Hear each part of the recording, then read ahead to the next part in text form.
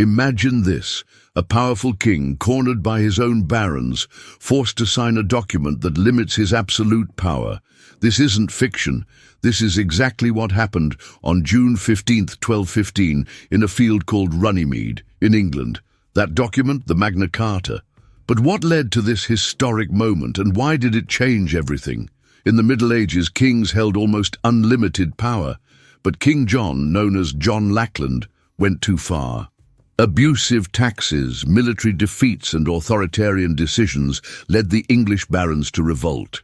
Did you know that King John was so unpopular that contemporary chroniclers described him as tyrannical and cruel? He even imprisoned the wives and children of barons who opposed him. The barons had enough. They demanded an agreement that would guarantee their rights and limit royal power. Behind closed doors, they plotted their rebellion, gathering support from the church and wealthy merchants who were equally tired of John's excesses. The tension had been building for years, like a powder keg ready to explode.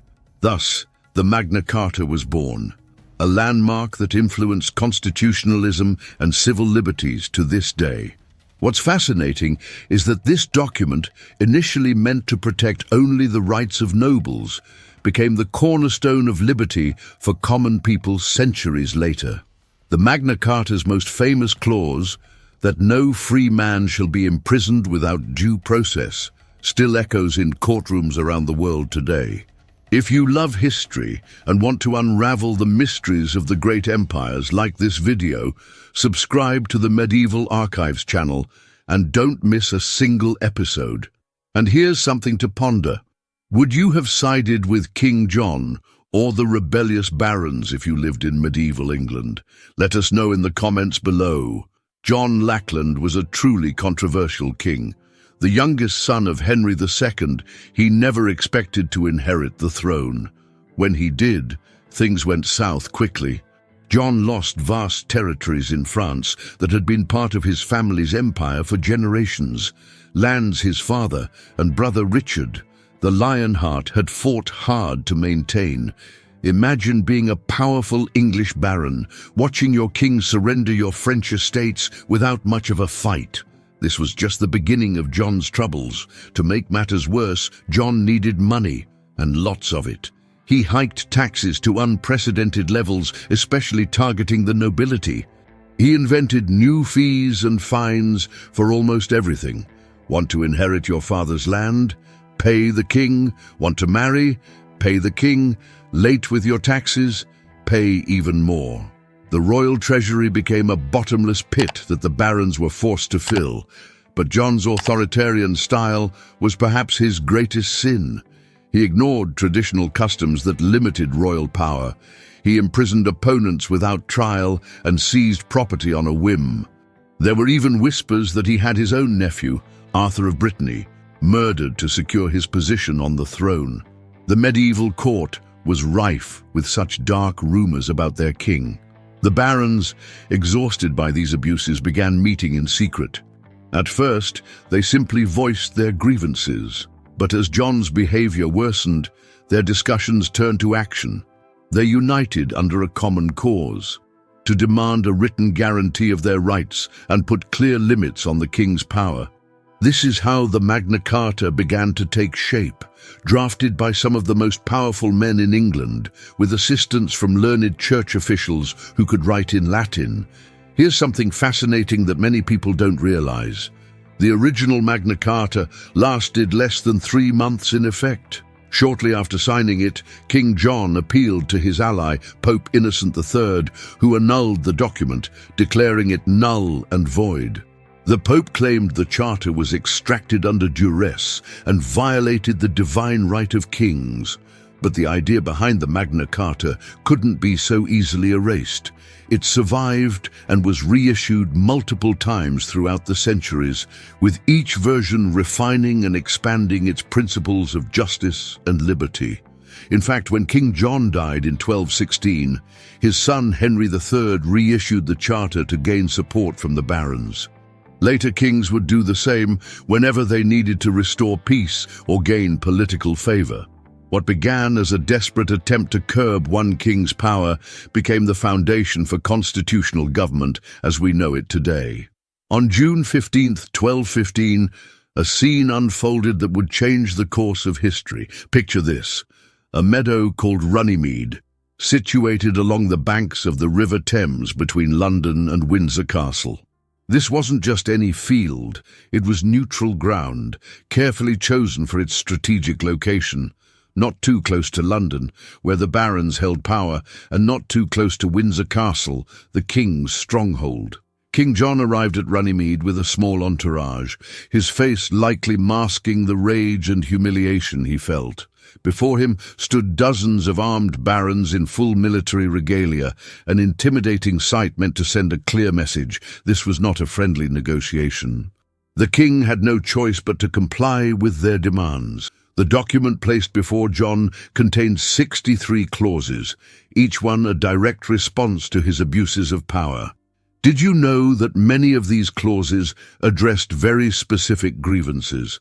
One limited the king's ability to exploit widows and heirs. Another prevented him from taking timber from private lands for royal castles. Yet another standardized weights and measures throughout the kingdom, a surprisingly practical concern amid such lofty political ideals. The most famous clause, number 39, stated that no free man could be imprisoned or punished except by the lawful judgment of his peers or by the law of the land.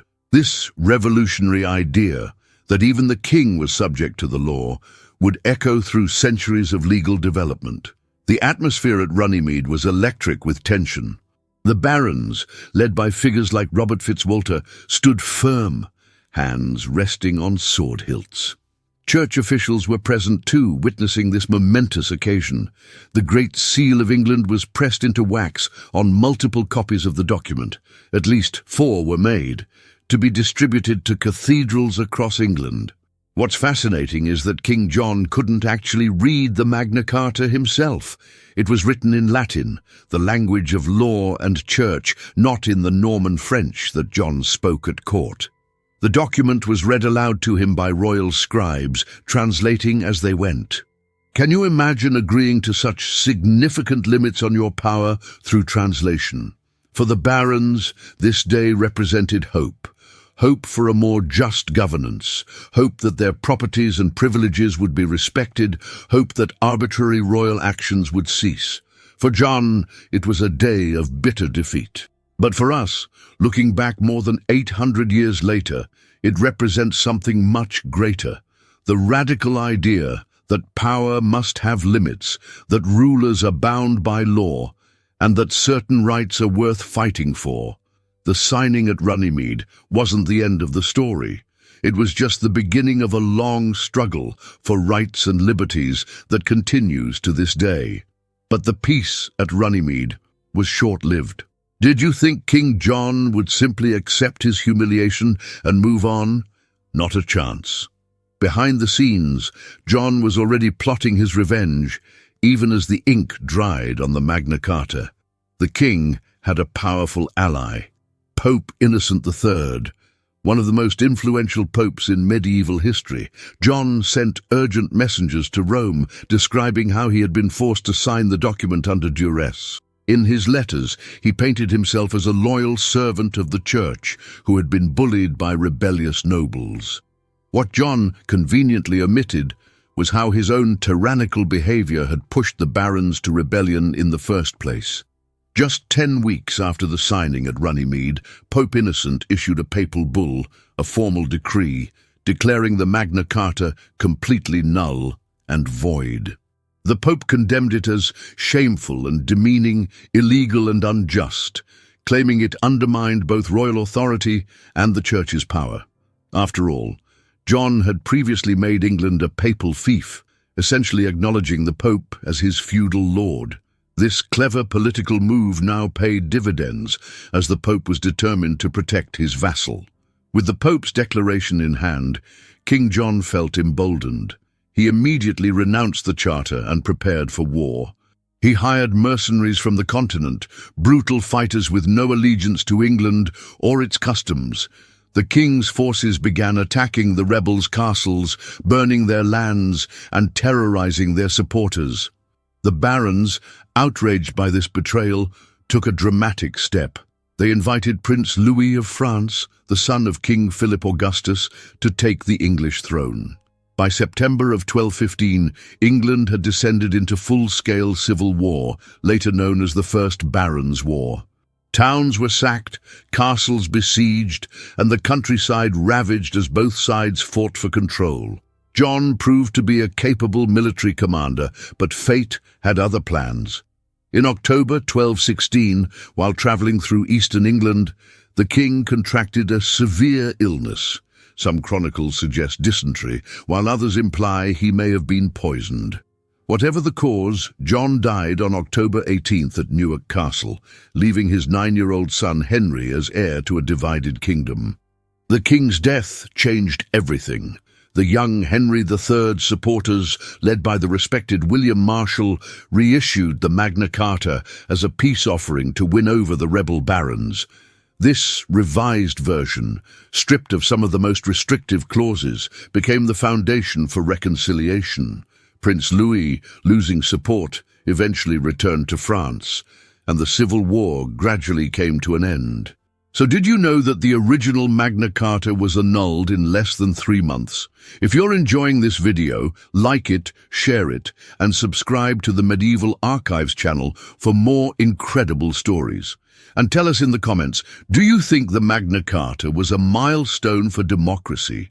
Was it revolutionary or just another power struggle among elites? I'd love to hear your thoughts. Despite its brief initial life, the Magna Carta underwent a remarkable transformation over the centuries. What began as a peace treaty between a king and his rebellious barons evolved into something far more profound, a universal symbol of liberty and justice that continues to resonate around the world today. After King John's death, the Magna Carta was reissued multiple times. Henry III reissued it in 1216 and again in 1217 and 1225. Each time, some clauses were modified or removed, but the core principles survived. By 1297, when Edward I confirmed it yet again, the Magna Carta had become firmly embedded in English legal tradition. Here's something fascinating. Only 4 of the original 63 clauses remain in English law today. But those 4 are powerful indeed. They include the protection of the liberties of the English Church, the privileges of the City of London, and most importantly, the right to due process and judgment by one's peers. Think about that. A document written over 800 years ago still directly influences legal proceedings in modern courtrooms. The Magna Carta's journey from medieval England to global influence is truly remarkable. In the 17th century, legal scholars like Sir Edward Coke reinterpreted the Magna Carta to challenge the divine right of kings during the English Civil War. Coke's writings traveled across the Atlantic, where American colonists embraced these ideas in their struggle against British rule. When Thomas Jefferson drafted the Declaration of Independence in 1776, the influence of the Magna Carta was unmistakable. The idea that rulers must respect the rights of the governed echoed directly from that meadow at Runnymede. The Fifth Amendment to the U.S. Constitution, ensuring that no one shall be deprived of life, liberty, or property without due process of law, is a direct descendant of the Magna Carta's 39th clause. The impact didn't stop there. In 1948, when the United Nations adopted the Universal Declaration of Human Rights in the aftermath of World War II, the spirit of the Magna Carta was present. Eleanor Roosevelt, who chaired the drafting committee, explicitly acknowledged this medieval charter as an inspiration. Did you know there's an island in the Potomac River near Washington, D.C. called Magna Carta Island? It was dedicated in 1928 as a tribute to the document's influence on American democracy. The American Bar Association even erected a memorial at Runnymede in 1957, calling the Magna Carta the foundation of freedom under law. What makes the Magna Carta truly extraordinary is how it transcended its original purpose. Those barons at Runnymede weren't thinking about universal human rights. They were protecting their own aristocratic privileges. Yet the principles they established, that power must have limits, that leaders must follow the law, that certain rights cannot be violated, became the foundation of modern constitutional government. The Magna Carta reminds us that great ideas can have humble beginnings. From a dispute between a king and his nobles emerged concepts that would shape how we understand freedom and justice. Its legacy lives on not just in laws and constitutions, but in our fundamental belief that power must never be absolute, and that the dignity of the individual must always be respected. The Magna Carta wasn't simply a document signed on a pleasant summer day in 1215. Behind its creation lay a web of medieval intrigues that would make today's political dramas seem tame by comparison. The story behind the story reveals treacherous barons, midnight conspiracies, international power plays, and the shadowy influence of the most powerful man in Europe, the Pope. Let's pull back the curtain on what really happened. The rebellion against King John wasn't a spontaneous uprising. It had been brewing for years, with secret meetings held in abbeys and castles across England. The barons didn't just have grievances. Many had personal vendettas against John. Take Robert Fitzwalter, one of the rebellion's leaders. Legend has it that John had attempted to seduce Fitzwalter's daughter, Matilda the Fair. When she refused, John's retribution was swift and cruel, driving Fitzwalter to seek revenge. Did you know there was a secret organization called the Army of God behind the rebellion? These barons took solemn oaths, swearing to force the king to grant liberties to the church and the realm. They even wore special insignia to identify fellow conspirators. Their meetings were held under the pretense of pilgrimages or tournaments, masking their true revolutionary intent. The intrigues extended beyond England's shores. The rebel barons weren't above committing treason, secretly corresponding with King Philip of France, John's bitter enemy. They promised to support Philip's son Louis as king if John refused their demands. This wasn't just political maneuvering. It was high treason, punishable by a gruesome death. The church played a fascinating double game in this drama. While the Archbishop of Canterbury, Stephen Langton, helped draft the Magna Carta and supported the barons' cause, Pope Innocent III ultimately sided with King John. Why? Because John had made England a papal fief in 1213, essentially becoming the Pope's vassal in return for protection against Philip of France. The Pope wasn't about to let rebellious nobles undermine his newfound authority over an entire kingdom. Even among the barons themselves, unity was fragile. Some joined the rebellion out of genuine concern for justice, others from personal hatred of John, and still others simply saw an opportunity for power. Betrayals were common, with barons switching sides depending on which way the political winds blew. Some who signed the Magna Carta would later fight alongside John against their former allies. What's particularly fascinating is how both sides used propaganda. The royal chancery produced documents portraying John as a rightful king, being undermined by power-hungry nobles. Meanwhile, the barons circulated tales of John's cruelty and tyranny, some exaggerated to bolster support for their cause. The Magna Carta wasn't just a victory for the barons, it was a snapshot of the complex power relationships in medieval society. Kings, nobles, clergy, towns, and even foreign powers all jockeyed for position in a sophisticated political chess game. The document emerged not from idealistic notions of liberty, but from this messy, sometimes brutal struggle for power and influence. So when we look at the Magna Carta today, we're not just seeing a legal document, we're glimpsing the Byzantine world of medieval politics, where loyalty was fluid, power was everything, and behind every historic moment lay a tangled web of human ambition, revenge, and intrigue. The Magna Carta may have begun as a peace treaty between a king and his nobles, but its legacy has transcended the Middle Ages in ways that its creators could never have imagined. What started in a meadow at Runnymede as a solution to an immediate crisis evolved into something far more profound: the revolutionary idea that power must have limits.